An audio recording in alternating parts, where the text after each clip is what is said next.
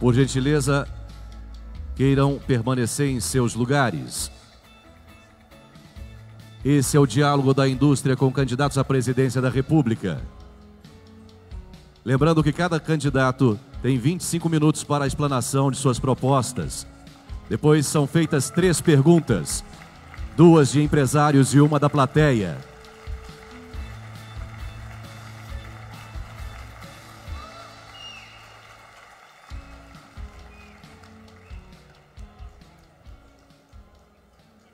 Sim, candidato Bolsonaro, o senhor tem 25 minutos para suas primeiras palavras.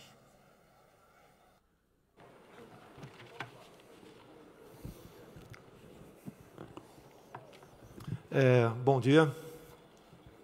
Confesso que nunca esperava estar numa situação como essa, mas as coisas acontecem na vida da gente. E com muita humildade é que eu compareço a esse evento. Tenho muito mais a aprender do que ensinar aos senhores.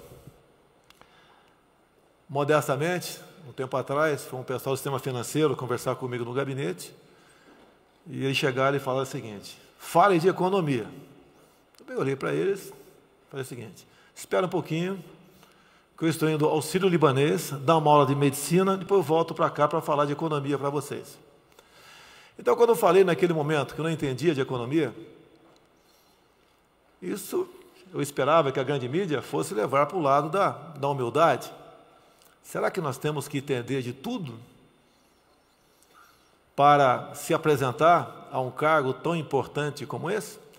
E, afinal de contas, quem botou o Brasil nessa crítica e caótica situação econômica, se não foram os economistas?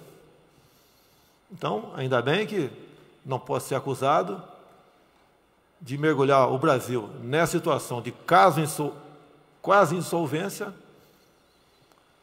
por não entender daquele assunto. Um presidente é como um técnico, ele não vai jogar bola, não vai entrar em campo. Ele tem que ter o discernimento, a humildade,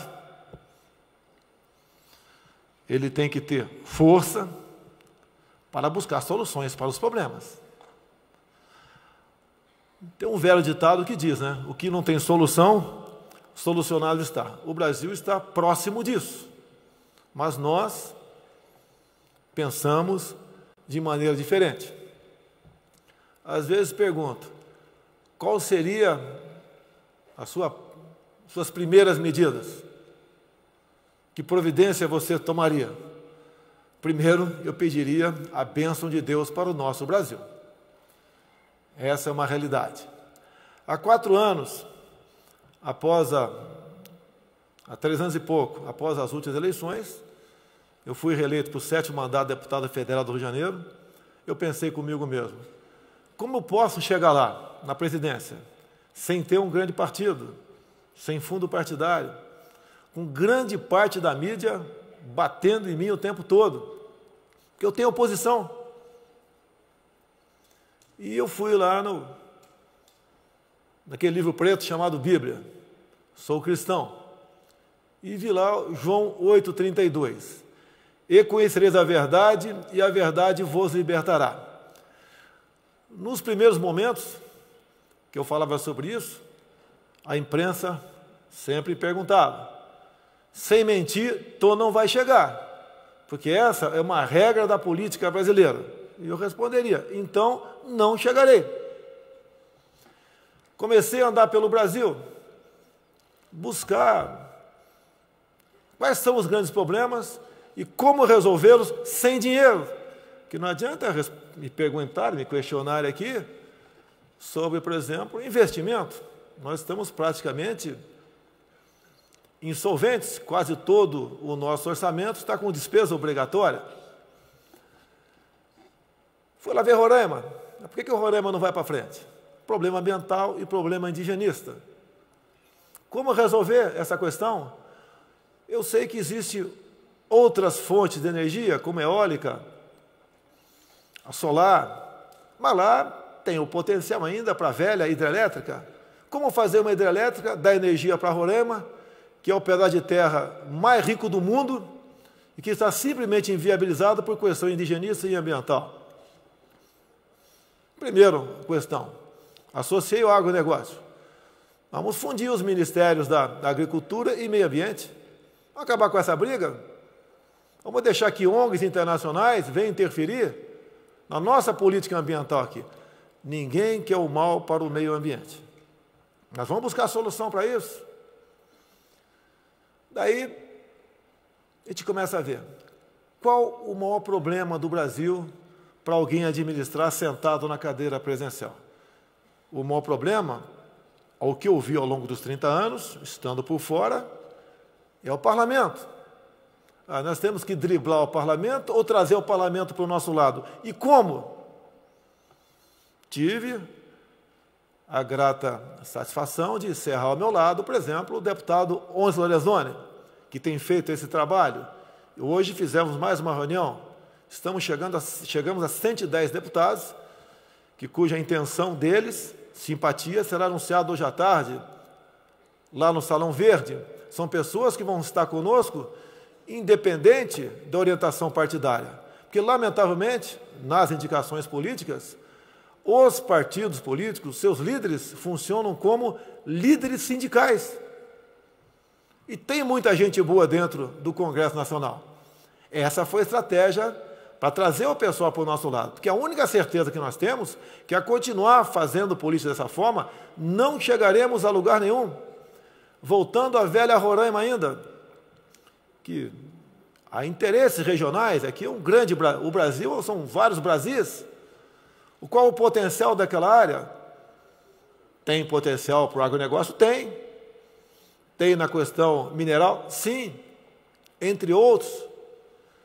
Como a gente vai fazer uma hidrelétrica lá, se o mundo pode levantar barreiras para nós, levando-se em conta essa questão, que são armas na mão deles, a questão indigenista, a questão ambiental, a questão de direitos humanos. Vamos nos aproximar de países que, economicamente, nós temos a lucrar, e eles também. O nosso comércio não pode continuar feito pelo viés ideológico. O Mercosul foi muito bem gestado. Ao longo do tempo, ele simplesmente mudou de lado, passou a ser uma arma para uma grande política que integre no bolivarianismo o nosso Brasil. Há poucos meses, o senhor presidente Michel Temer tentou, aquela área da Amazônia, conhecida como Renca, abrir a iniciativa privada a empresas que viessem explorá-la. Por não ter uma retaguarda forte ao teu lado, foi obrigado a recuar da sua proposta. Nós não queremos anunciar nada para Roraima sem a certeza que, após o seu anúncio, nós faremos valer a nossa soberania nacional. O caso de Roraima se estende para quase todo o Brasil. Nós estamos sendo inviabilizados. O homem do campo, que tem a ver com a cidade, que muita matéria-prima vem do campo para os senhores, na questão ambiental, na questão de reservas indígenas, na questão de quilombolas, entre outras. O meu estado do Rio de Janeiro poderia estar lucrando bilhões de reais por ano com a nossa Baía de Angra para o turismo, mas, por ter sido demarcado uma área como Estação Ecológica de Tamoios, onde, em 29 acidentes geográficos, um perímetro no raio de 1 quilômetro, nada pode ser feito, a Angra dos Reis passou a ser um problema para o Rio de Janeiro, e por que não dizer para o Brasil? E agora a violência chegou lá com tudo. O fuzil, que basicamente só tinha no Rio, também foi lá para aquela região. Como fazer a Baía de Angra lucrar?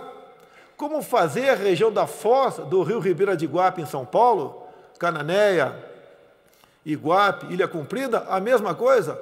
Temos lá também uma estação ecológica, conhecida como Jureia. Ninguém quer maltratar o meio ambiente, mas outros países usam essas áreas, semelhantes à nossa, ou não tão boas como a nossa, para o turismo, e garante a sua economia. Uma coisa muito importante. já que o tema é livre. É isso mesmo, né? Para vocês terem uma ideia do fosso ideológico que nós chegamos. No livro do senhor Pepe Mujica, ex-presidente do Uruguai, nas páginas 198 e 199, ele conta uma história de como a Venezuela entrou no Mercosul. Com todos os problemas que naquela época esse país já tinha, até pela cláusula democrática, nem podia ter entrado. Ele diz claramente que, para tentar convencer o governo do Uruguai, a senhora Dilma Rousseff, com um avião nosso, foi buscar o homem de confiança de Pepe Mujica. E ele, chegando aqui no Brasil, começou a anotar alguma coisa que a senhora Dilma falava, e isso está no livro do Pepe Mujica, não está na minha cabeça apenas, não. Ela disse em certo momento para ele: rasgue isso, essa reunião não existiu. Nós temos que afastar o Paraguai nesse momento e trazer a Venezuela para cá. E o que surpreende no livro, narrado por Pepe Mujica, que a senhora Dilma Rousseff, naquele episódio, deixava mais do que claro que ela tomava decisões de Estado ouvindo as inteligências cubana e venezuelana ao lado da ABIN. Essa questão ideológica, nós temos que lutar contra ela. Esse não é o Brasil que nós queremos. O Brasil que nós queremos é um outro. É nos aproximar de países importantes, como tenho sinalizado aos americanos, quando uma recente viagem ao sul da Ásia, né, uma viagem rápida, mas onde eu paguei dos meus próprios bolsos essa despesa, a imprensa massacra que eu usei dinheiro da Câmara, mas não se leva em conta isso, no meu caso, discutir esse assunto aqui, como tive em Israel, como nós temos no Brasil aqui uma comunidade árabe enorme, e vive em paz com os judeus. O nosso Brasil tem um potencial inimaginável. Eu cito muito Israel. Olha o que eles não têm, veja o que eles são. Aí vem para o Brasil, olha o que nós temos, o que nós não somos. Como mudar isso tudo? O que está faltando? E eu tenho dito, a gente precisa de um presidente que chegue lá de forma isenta, que transmita confiança, que diga e realmente faça, honre seus compromissos, respeite as leis. Se não concordar com alguma coisa, socorra-se do parlamento, que evite que o nosso Supremo Tribunal Federal continue legislando, bem como o próprio Conselho Nacional de Justiça legisla também, como legislou na questão da audiência de custódia, como a turma do STJ há pouco tempo decidiu que qualquer coisa que alguém venha falar para um policial que o aborde, qualquer coisa, isso passa a ser liberdade de expressão. Então, um presidente que chegue lá e nomeie, escale o seu time. Não quero citar nomes aqui. Quem é o nosso ministro da Ciência e Tecnologia, tão importante para vocês, para todos nós, para o Brasil, para a juventude? Qual foi o critério que ele foi para lá? Ele teria iniciativas para levar avante boas políticas para esse ministério? Ele nos chama a atenção uma pessoa que vai estar lá para realmente buscar aí a quarta revolução, colaborar na busca da quarta revolução industrial, ou está lá para garantir 20, 25 votos do seu partido para o presidente de plantão? Eu tenho dito, vou botar alguns ministérios, vou botar alguns generais nos ministérios caso eu chegue lá. Qual o problema? Os anteriores botavam terroristas e corruptos, ninguém falava nada.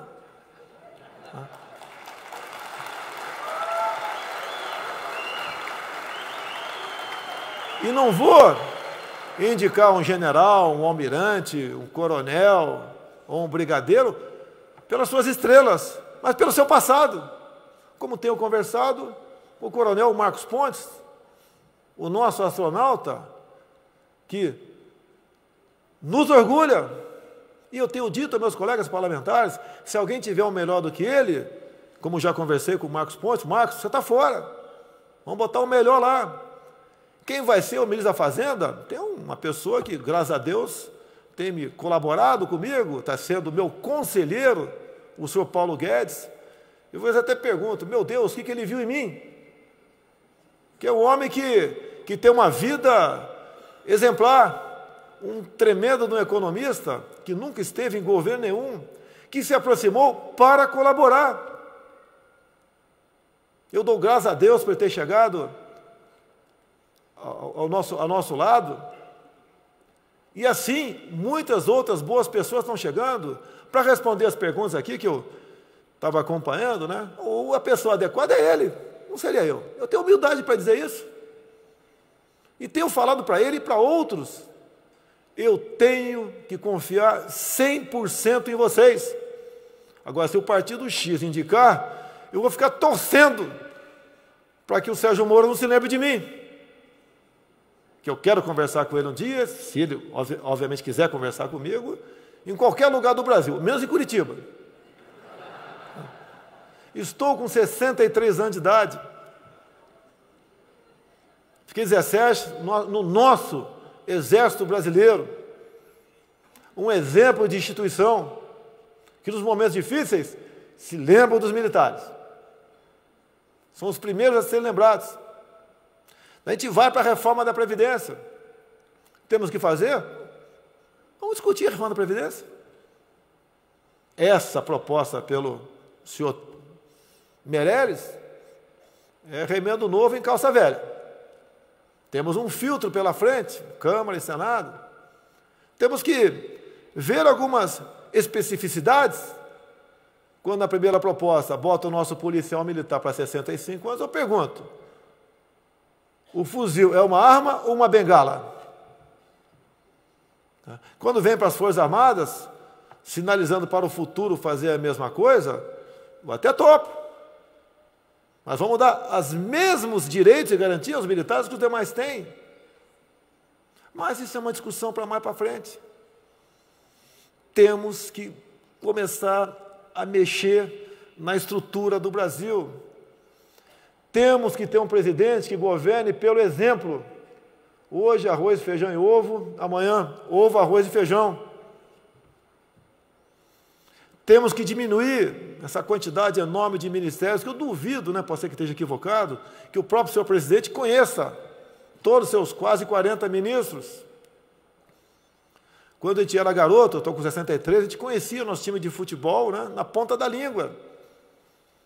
Hoje nós conhecemos o Supremo na ponta da língua. E, lamentavelmente, muito lamentavelmente, de forma como muitos de nós não gostaria que fosse conhecido. Então, voltando ao caso da Dilma, né, mais ou tão grave que a corrupção é a questão ideológica. E nós, os senhores, que eu tenho sempre falado, não pode continuar sendo tratados como inimigos, assim como o produtor rural. Os senhores têm dito para mim muitas vezes que o trabalhador vai chegar um momento, vai ter que decidir menos direitos de emprego ou todos os direitos de desemprego.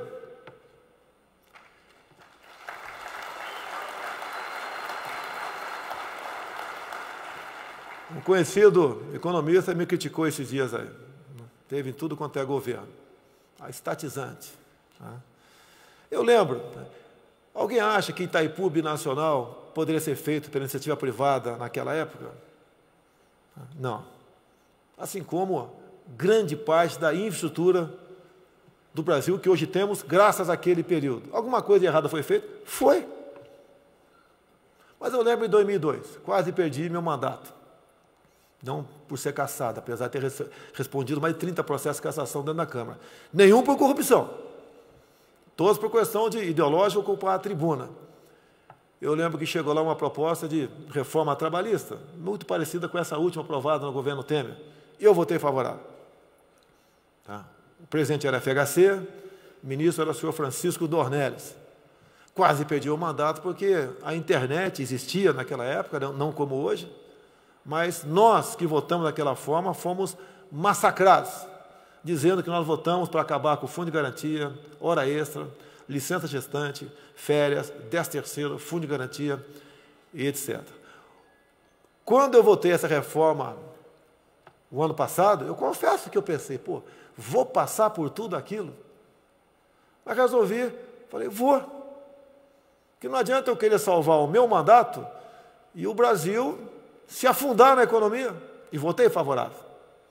Não tive tantos ataques assim. Mas os reflexos positivos apareceram. Se bem que, eu confesso aos senhores, eu jamais quero ser patrão num Brasil com essa legislação. O discurso, o contrário, é bom para ganhar voto. Não estou contra patrão, muito menos contra empregado. Nós temos que buscar o meio termo. A cruz é pesada, mas eu acredito que juntos, não eu sozinho, que apesar de me chamar Messias, não sou o salvador da pátria, nós temos como evitar que esse grande avião bata na montanha. E mais ainda, pode ser boa notícia para os senhores, no pessoal da economia que me assessora, eu sou o capitão do Exército, sou artilheiro, entendo de derivada, integral, um montão de coisa aí, mas de economia, não estudei economia. E eu tenho levado para quem me assessora na economia os problemas, como se fosse um dono ou dona de casa. Dá para manter a inflação baixa,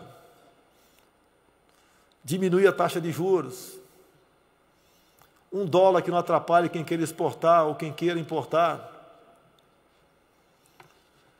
começar a pagar essa monstruosa dívida interna, que está na casa dos 3 trilhões e 600 bilhões, sem aumentar impostos. A resposta da equipe foi sim, eu fiquei feliz. Porque o cozinheiro vão ser eles, eu estou dando os ingredientes. O ingrediente mais importante é 100% da confiança. E tenho dito, nós não podemos tomar uma medida e depois voltar atrás, porque não vai dar certo. Não podemos errar. Nós temos que valorizar os senhores, que sem patrão não tem empregado. É uma coisa tão simples. Não queremos, como alguns têm feito, né? Mas por necessidade, levar suas empresas para o Paraguai, que está crescendo quase 7% ao ano. Por que o Paraguai está crescendo? Mudou o regime. Saiu aquele cidadão chamado Lugo, que tinha um comportamento completamente diferente de quem é cristão, e entrou outro lá. E agora, tive a grata satisfação que o recém-eleito presidente do Paraguai, né, Marito, quer conversar comigo. Fico muito feliz. Lógico que tem interesse. O preço da nossa energia, Itaipu, o senhor Lula e a senhora Dilma, grande parte do recurso nosso, bancaram a construção de linha de transmissão de Itaipu para Assunção do Paraguai. São nós irmãos, sim. Mas nós estamos com energia sobrando. Se o Brasil começar a crescer, o que vai acontecer com a nossa energia elétrica? Eu acho que vai faltar. Até porque, se as hidrelétricas começarem a buscar dar vazão, nós vamos ter falta d'água mais cedo, pior do que as últimas crises de água que nós tivemos pela frente. Em parte, os senhores dependem do gás da Bolívia para o parque industrial aqui de São Paulo, basicamente.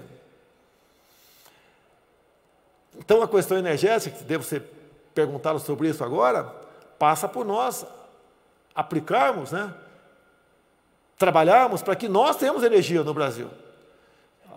Podemos ser apaixonados por qualquer outro país, mas o nosso, em primeiro lugar, quando se fala em Bolívia, se volta na questão indigenista, eu pediria aos senhores, por favor, que eu ficaria muito feliz se vocês, os senhores e senhoras, né, lessem com muita atenção a emenda constitucional 81 de 2014, que relativizou a propriedade privada.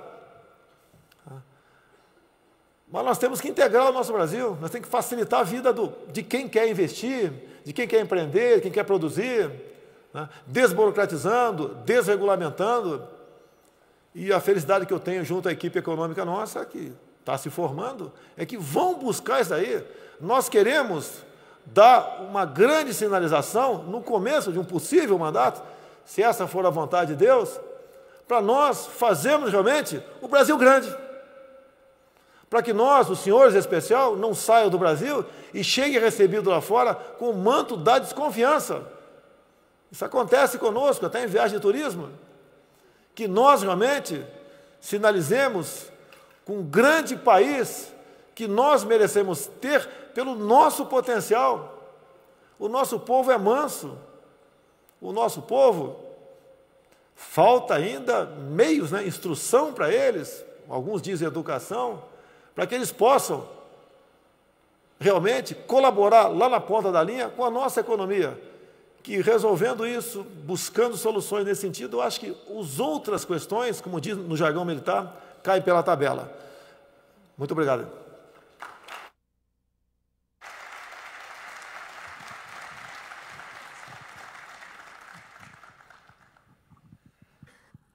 Agradecemos a explanação do candidato Bolsonaro.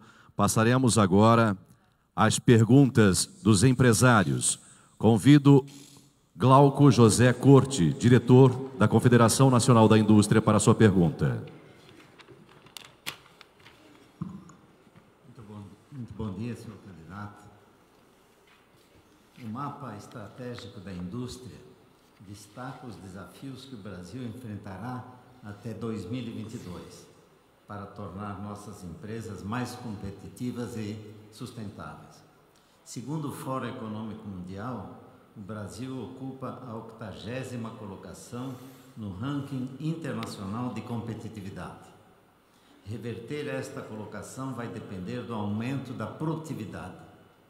Nos últimos 10 anos, enquanto a produtividade brasileira cresceu 5,5%, em média, a produtividade dos Estados Unidos cresceu 16% e da Argentina 11%. Para dar um salto em produtividade e desenvolver competitividade com sustentabilidade, o Brasil precisa formar melhores quadros, o que depende de uma educação de qualidade. Pergunto: quais são seus planos para melhorar a qualidade da educação nos níveis básico, profissional e superior? E qual a sua visão sobre o papel do Senai nesse contexto? Obrigado. Aceito sugestões também, tá? Mas vamos lá buscar a solução. Eu estou com 63 anos. Prestei um dos concursos mais difíceis naquela época, a Academia Militar das Agulhas Negras, sem cursinho. Tive sucesso, bem como vários dos meus colegas, que também era moda entrar para o Banco do Brasil, conseguiram. A educação tinha seus problemas, sim, mas o professor exercia e tinha como exercer a sua autoridade em sala de aula. Estudei na cartilha Caminho Suave. Naquele tempo nem se falava ideologia de gênero. Pelo amor de Deus. Nada contra quem é feliz com seu parceiro aí, semelhante, vai ser feliz. Quem sabe amanhã eu seja também, não sei. É problema ou solução para mim. Então, o currículo escolar realmente não dá para continuar esse que está aí. As últimas provas do PISA, que são feitas em teste, em 3 anos, 70% da garotada nossa, que não são nossos filhos, são os filhos dos mais pobres, que a gente bota, como eu botei meus filhos em escolas particulares, tem de vista a falência da escola pública, 70% não sabe uma regra de 3 simples, quem dirá uma regra de 3 composta. O mesmo percentual também não consegue ali interpretar um texto adequadamente. Então, isso vem da base. Quem tem uma base dessa, não adianta inventar cota lá na ponta, se bem que eu já adianto que eu sou contra cotas. Somos iguais. Tenho dito, não é filho, não é justo.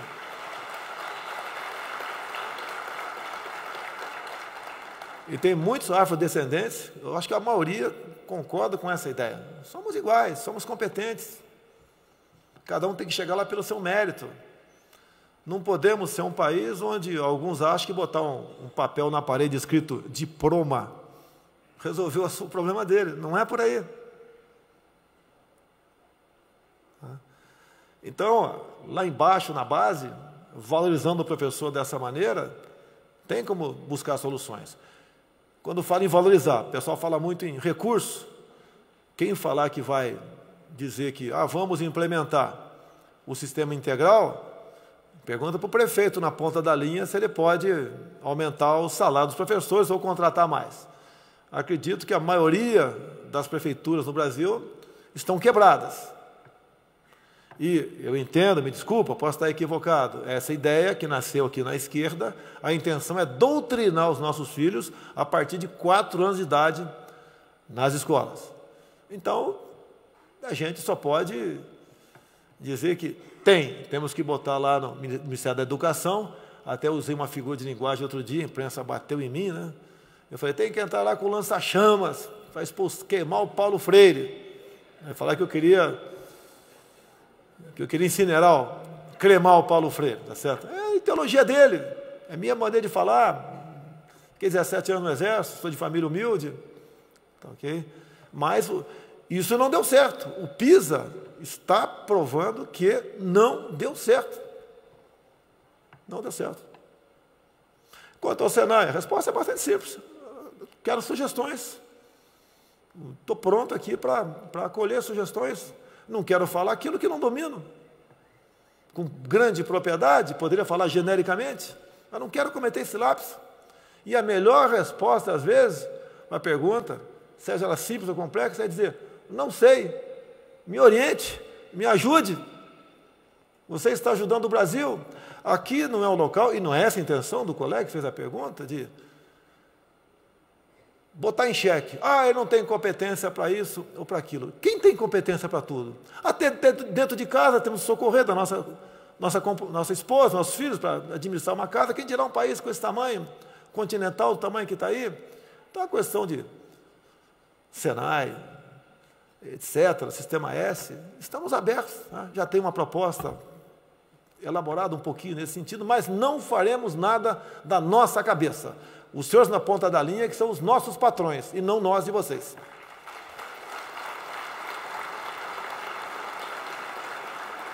Agradecemos a resposta do candidato Jair Bolsonaro. Passaremos à segunda pergunta. Convido o senhor Gilberto Porcelo Petri, presidente da Federação das Indústrias do Estado do Rio Grande do Sul. Bom dia a todos, especialmente ao nosso candidato que está se apresentando, o presidente Robson. Deputado, esse discurso que o senhor faz, ele tem uma abrangência simples. O senhor faz um discurso simples. O senhor diz coisas que as pessoas ou gostam de ouvir ou não gostam de ouvir. As pesquisas que tem tido até agora mostram que o senhor tem agradado grande parte do eleitorado. Só que em o senhor se elegendo presidente da República, o senhor não vai governar mais com o povo, e sim com os representantes do povo, dos quais o senhor é um deles no parlamento hoje. Isso faz com que nessa nossa democracia nós temos 35 partidos políticos inscritos no Tribunal Superior Eleitoral. Nós temos mais 35 esperando o registro. E nós temos 26 no Congresso. Significa que para o senhor governar, o senhor tem que fazer uma ampla coligação, como hoje é feito. Isso também significa que o senhor tem que fazer concessões para conseguir isso, e o senhor é um homem de personalidade forte. Como é que o senhor vê, o que o senhor vai fazer para governar, se eleito for, em termos dessas coligações partidárias? Como é que o senhor vê isso em termos de cessão de cargos, ou até a gente diria no nosso linguajar comum, esse loteamento de cargos e loteamento de ministérios? Como é que o senhor vai conseguir estabilidade perante essa forma democrática que nós temos para isso aí? Eu apreciaria ouvir as suas considerações sobre esse tema. Obrigado. O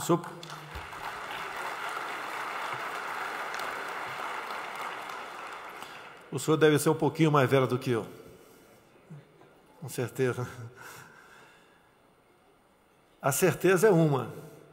a continuar nessa forma de governar, todos nós aqui vamos passar pelo que passa a Venezuela e seremos todos iguais na miséria. É essa. Nós temos que ter uma alternativa.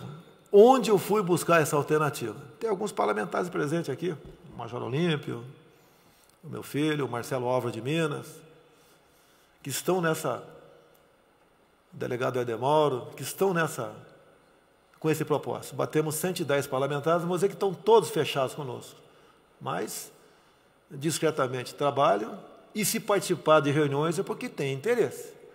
Nós governamos o Brasil partindo dessa base, que tem tudo para crescer, com toda certeza. Não consegui falar com todos. Tem 3 ou 4 partidos que é impossível conversar, aí sim, aí eu vou ter que dar uma radical. Não vou conversar com os 3, 4 partidos, porque eu não quero botar um busto do Che Guevara no Planalto. Aqui, não dá. Então, o grande problema nosso,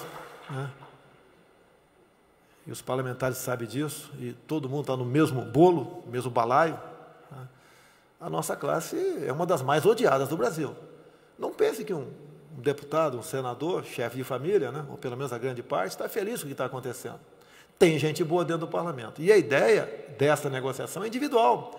Se eu conseguir, por exemplo, vencer os problemas ambientais, indigenistas, e buscar uma forma de dar energia para a Roraima. Mas será que não digo os 8, mas 6 ou 7 deputados não vão nos apoiar? Se nós aqui, por exemplo, entre outras medidas, tipificar ações do MST como terrorismo, será que a bancada ruralista não vai estar conosco? Se nós conseguirmos, com quem conhece do assunto, desregulamentar, desburocratizar muita coisa, será que o pessoal que tem o apoio ou simpatia dos senhores não vão nos dar esse apoio também? Se nós acabarmos com a ideologia de gênero, buscar resgatar os valores familiares, nós não vamos ter simpatia dos evangélicos que fazem um bom trabalho enquanto parlamentar dentro da Câmara? Será que se nós conseguimos mudar alguns artigos do Código Penal, não o Código todo, que daí é a senha para não resolver nada. Quem quer resolver tudo não resolve nada. Mudar alguns artigos, aprovar o excludente de ilicitude, não só para o agente da segurança, policiais civis e militares, mas como para nós, eles em operação, nós em defesa da vida e da propriedade, nós não vamos ter mais paz, não vamos ter simpatia com o parlamento e com o presidente que age dessa maneira. Se nós jogarmos pesado na questão da violência, vamos ter turismo no Brasil. Alguém quer passar uma semana em Copacabana aqui? A não ser com segurança e carro blindado. Vamos mudar essas coisas, se a gente redirecionar a importante política de direitos humanos, nós não vamos ganhar a simpatia da população. São coisas que não têm custo. Eu não estou falando que vou construir uma ponte de Pernambuco a Ilha de Marajó, não estou falando isso, ou Fernando Noronha, não estou inventando nada. Será que agindo dessa maneira a gente não vai ter o apoio do parlamento? No período militar, o deputado era a gente. Tinha os grandes oradores, hoje nós temos os grandes negociadores. Eu vejo, me permita falar aqui, nunca vi pessoalmente, nunca apertei a mão dele, eu vejo o Léo Pinheiro na minha frente, na televisão. Aquele senhor de idade, cabisbaixo, para lá, para cá, PF, preso. Eu fico pensando, nunca vi na minha vida. Ele qual o perfil dos empresários perante a classe política? Os senhores dependem da classe política, em muita coisa. Tem um empresário honesto, tem aquele que é mau caráter, tem, no meu meio militar tem, porque no meio do senhor não vai ter. E tem o chantageado. Será que o Léo Pinheiro é um chantageado? Será que na delação do Léo Pinheiro ele citou alguns nomes que para a República não poderia ter falado, ou para tal poder não poderia falar aquilo e anular, ou estão atrasando a delação dele? Será que nós tivemos uma Polícia Federal que realmente cumpra o seu trabalho melhor do que está cumprindo ainda? Que vai proteger os senhores de péssimos políticos? A gente vai ganhar a simpatia de todo mundo? Isso é custo zero. O Brasil ganha com isso. Então, são essas ideias Parece simples, mas às vezes, apesar do senhor um pouquinho mais velho do que eu, né? Às vezes, o grande amor está do teu lado. Como na Câmara, eu me casei há 10 anos, uma funcionária comissionada do lado do meu gabinete. E ela falou para mim, estou 2 anos trabalhando aqui, mas nunca te vi. Estava solteiro, de repente, vi, me apaixonei e casei. E a surpresa, ela estava há 2 anos do meu lado. Talvez, sem querer ser simplista, né? Mas muitas questões, nós temos que buscar solução dessa forma. E uma certeza, por favor, sou humilde, temente a Deus. Os senhores podem errar comigo, com os outros já erraram.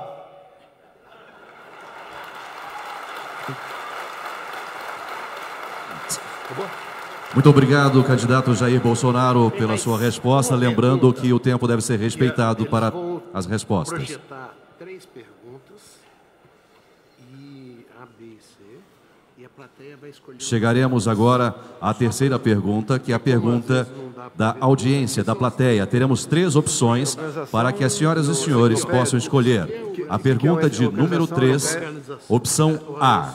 O Brasil gasta 13% do PIB com previdência, mas possui apenas cerca de 9% da sua população com mais de 65 anos. Somos um país jovem com nível de gasto de países com população bem mais velha. Como exemplo, Portugal também gasta 13% com a previdência, mas possui quase 20% da população acima de 65 anos. Qual a sua posição com relação à situação da Previdência? É preciso fazer uma reforma? Se sim, quais seriam as diretrizes do seu governo? Opção B. Qual a sua visão sobre a inserção internacional do Brasil? Quais as prioridades? Que acordos comerciais devem perseguir? É favorável a entrada do Brasil na OECD? E opção C. A elevação da produtividade e da inovação são temas centrais para o Brasil. Qual o seu diagnóstico e agenda? 30 segundos para as senhoras e senhores escolherem opção A, B ou C.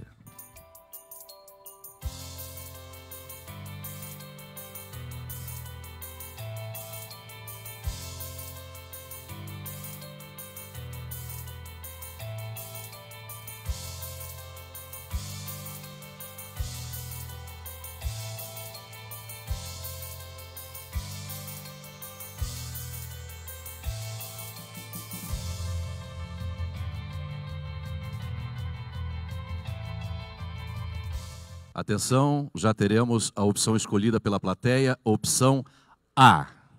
Repetindo a pergunta, senhor candidato Jair Bolsonaro. O Brasil gasta 13% do PIB com previdência, mas possui apenas cerca de 9% da sua população com mais de 65 anos. Somos um país jovem com nível de gasto de países com população bem mais velha. Como exemplo, Portugal também gasta 13% com previdência, mas possui quase 20% da população acima dos 65 anos. Qual a sua posição com relação à situação da Previdência? É preciso fazer uma reforma? Se sim, quais seriam as diretrizes do seu governo? 5 minutos para a resposta. Bem, quando chegou a resposta do senhor Henrique Meirelles, que é do governo Temer, eu estava no Piauí. Daí tinha um atlas do IBGE do meu lado, eu puxei, qual a expectativa de vida no Piauí? 69 anos. Quando ele bota 65 na proposta, mesmo sendo escalonada, ela assusta. E eu falei, não vai ser aprovado. Se porventura for posta em votação, vai acontecer o pior. A esquerda vai tirar um proveito político enorme em cima disso. Como eu disse há pouco, eu quase perdi meu mandato em 2002, quando eu votei favorável à reforma trabalhista, porque a conotação que a esquerda dá é diferente, eles vão crescer, e daí acabou, com todo respeito, né, qualquer esperança de mudarmos o Brasil pelas vias democráticas, que tem que ser. E daí, nós temos aí as duas previdências. Qual é a mais onerosa? É a pública. O que eu pensei comigo? Procurei um líder do governo, conversei com ele, ele não gostou da ideia. Vou procurar de novo agora, já que essa reforma da Previdência, né, talvez seja votada depois das eleições. E eu acho difícil ser aprovado, mesmo com os cortes feitos lá, mesmo mostrando que o avião vai bater na montanha. Bem, o que eu gostaria que fosse feito esse ano? Vamos lá, setor público, vamos ser generalista. Um homem, para se aposentar no serviço público, tem que ter 60 de idade e 35 de contribuição. Se o governo botar agora 61 e 36, e para a mulher botar 56 e 31, é um respiro. Quem assumir daqui 6 meses, pode, quem sabe, botar 62 e 57. Tem reflexo imediato. É o remendo novo em calça velha. Se quiser resolver de uma vez só, não vai dar. Daí vai ver, onde é que estão as fábricas de Marajás? Eu vou falar pela minha experiência de vereador no Rio de Janeiro, de 89 a 90. Olha só, de 89 a 90. Lá atrás, 30 anos praticamente. Lá um servidor da Câmara Municipal, ele está lá concursado, ganha 10 mil reais. De repente, ele pega um cargo de comissão, ou de um vereador, ou da mesa diretora, seja de quem for, de 10 mil. Dali 8 anos, ele incorpora, passou para 20. Ficou mais 8 anos, incorporou, passou para 30. Um passe de mágica, depois de 20 anos de serviço, ele não ganha mais cargo de comissão de ninguém. Aquele cargo de comissão vai para o terceiro, para poder incorporar. O que o senhor Eduardo Paes, que deixou a prefeitura em dezembro de 2016, fez? Esse mesmo direito para servidores do Legislativo, ele estendeu para o pessoal do Executivo. O que eu tenho falado? Isso acontece em infinidades de estados, de municípios no Brasil. Vamos acabar com as incorporações. É um primeiro passo? É um primeiro passo. Vamos dar um primeiro passo. A questão do teto é outra história. Defina-se o teto. Tem gente que argumenta com razão. Eu sou desembargador aposentado, eu sou um general da reserva, já está ganhando aí 18 mil por mês, vamos supor. O desembargador está ganhando 33. Eu vou ser deputado, vou entrar no abaixo-teto, não vou ganhar nada. Acerta uma questão, quem tem uma aposentadoria, dá um extrateto, se for o caso, ou vai para o pau, não tem nada para ninguém. Eu não posso decidir certas coisas, eu tenho que dar a diretriz, vai ser essa. Vamos aprovar isso daí? Vamos dar o exemplo?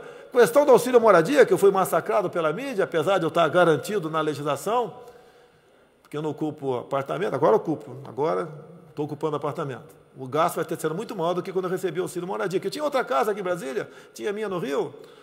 Vamos botar um ponto final ou não vai dar o ponto final? Qual seria o extra do extrateto para essas carreiras típicas de Estado? Mas nós temos que, mais importante do que de economizar, a economia não é tão, é grande, mas não é tão grande assim, é demonstrar que você está realmente governando ou quer fazer algo pelo exemplo. Acho que é essa a maneira. E a Previdência, se quiserem fazer de maneira diferente, vamos lá na pancada, até ter conversado com muita gente do sistema financeiro, no primeiro momento não concordava comigo, depois alguns passaram a concordar. Temos um filtro pela frente. Não é o que eu quero.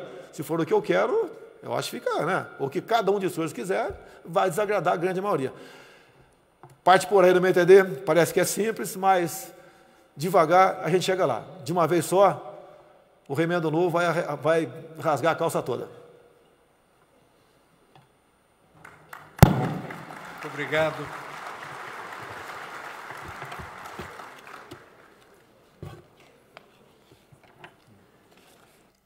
Tem 5 minutos?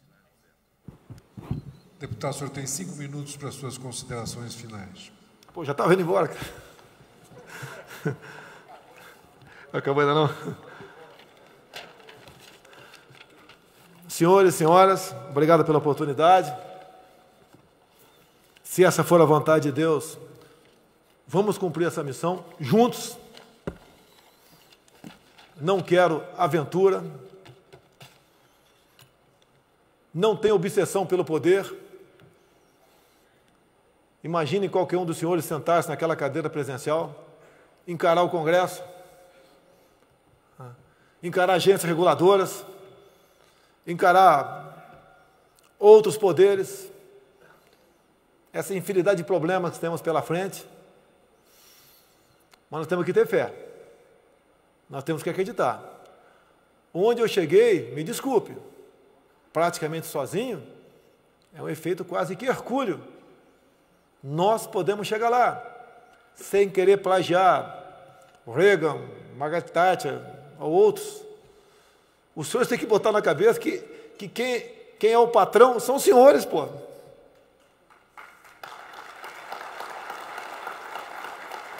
Eu vi há pouco tempo lá, de várias reuniões que eu fiz com o pessoal de transporte de carga no Brasil, foram conversar com o vice-governador no Rio, eu falei para eles, pô, você tem uma posição aqui submissa, tem que exigir, fazer valer a vontade dos senhores, que é o que realmente move o destino do nosso Brasil. Quem cria emprego não é o governo, são os senhores. O governo cria emprego quando abre concurso ou cria cargo em comissão. É bom pra caramba. Quem não quer empregar um montão de parente lá é amigo, né? Eu não quero, deixa claro isso aí. Certo? Mas como regra, os senhores são a locomotiva do nosso Brasil. Que vontade que eu tenho de ir com algum dos senhores em Miracatu, por exemplo, lá do Ribeira, conhecer as montanhas de grafite que temos lá, que está sendo demarcado como terra indígena. Vontade de ir em Catalão, ver que estamos entregando aqui a nossa mina de nióbio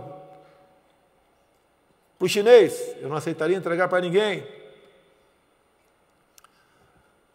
Vontade de ir lá visitar as fazendas invadidas em Mato Grosso do Sul, agora é MST e índio também, mostrar os nossos problemas, que é de todos nós, para buscarmos soluções para eles.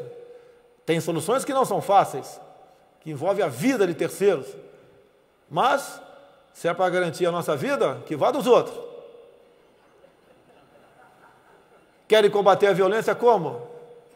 Com essa politicalha de desencarceramento, de todo mundo ser apiedado do encarcerado, de direitos humanos da forma como estão sendo feitas, de audiência de custódia, de achar que deve ter segunda chance, grande parte sim, outras não. Nós temos um mundo pela frente, ninguém tem o que nós temos aqui, terras agricultáveis, biodiversidade. Há pouco tempo atrás tinha um embaixador do Japão na Câmara e eu falei, se eu chegar lá, vamos fazer acordo para os senhores aqui pesquisar a biodiversidade na Amazônia. O olho do japonês ficou redondo. A mesma coisa Israel, e pode ser outros países. Eu falo Israel, falo de judeu, de árabe, tem gente do mundo todo, né, que quer colaborar conosco. Como é que pode chover, a precipitação pluviométrica ser menor em Israel do que no interior, do que do semiárido do Júlio Lemos, lá da Paraíba, e no interior da Paraíba o pessoal tem necessidade? Eu queria falar aqui, mas vou abusar, até se mandar parar. Passar fome nesse Brasil, como, meu Deus do céu? Por que para fazer uma PCH, pequena central hidrelétrica, que gera energia para aquela região ali, aquela micro-região, e pode servir para criar peixe, o IBAMA leva 10 anos para conceder uma licença? Que eu sei como funciona. Eu sei como funciona esse negócio. Aqui é 2 meses de licença e acabou. Vai criar peixe lá. Cada hectare de lâmina d'água dá de 10 a 15 toneladas de tilápia por ano. Que país é esse para passar fome? Não passa fome esse país. Tem que quebrar esses monopólios. Porto de Santos, na mão de quem que está? Só de uma taxa chamada de desassoreamento, se arrecada 2,5 bi por ano. Onde vai essa grana e quase nada tirar de areia de lá? Está na mão de qual partido? O senhor sabe que partido está? Vamos quebrar esse negócio, pô.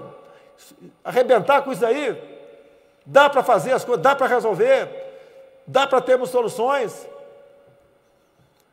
Andando pelo Brasil, a gente vê locais maravilhosos que tem tudo para ali ser algo onde se gere riqueza, e é exatamente o contrário que acontece. Os senhores têm que parar de ser, a grande mídia especial, parte da população, tem que parar de olhar os senhores como bandidos. Ser patrão no Brasil é ser bandido. Ser produtor rural é latifundiário. Acreditem, se tivesse na internet, vou estar com o delegado Éder Mauro em Paraopebas, quinta e sexta-feira, e também em Marabá, se não me engano. Deputado. Tá, encerrando. Os senhores vão ver o atendimento que eu vou ter das comunidades indígenas locais e dos quilombolas. Os quilombolas querem uma nova lei áurea. Tempo encerrado, candidato. Muito obrigado pela oportunidade. Fique com Deus. O prazer é nosso. Agradecemos a presença e a participação de todos nas atividades desta manhã do Diálogo da Indústria com os candidatos à presidência da República. Solicitamos a todos que retornem impreterivelmente às 13 horas, para que possamos prosseguir com os próximos pré-candidatos. Informamos ainda que o evento dispõe de 2 espaços distintos para o almoço.